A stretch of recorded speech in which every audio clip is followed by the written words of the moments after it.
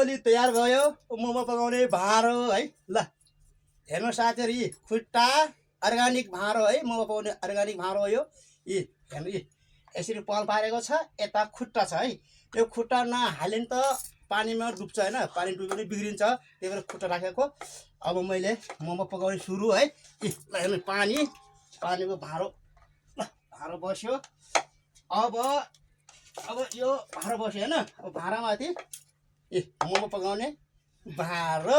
organic साथीहरु कोलाई मन पर्छ कमेन्ट गर्नु होला है ल नि यो यहाँ अब यहाँ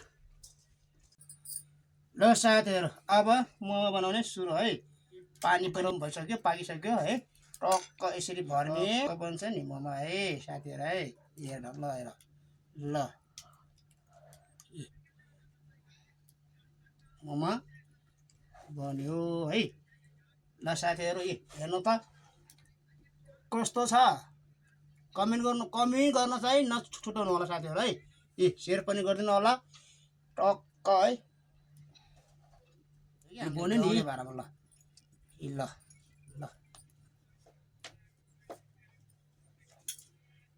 ल तेल लगाउने है सँग यसरी राख्ने है एक घण्टा मजासँग मिलाएर कति अर्छ त्यति नै टक टक टक टक टक गरेर हाल्ने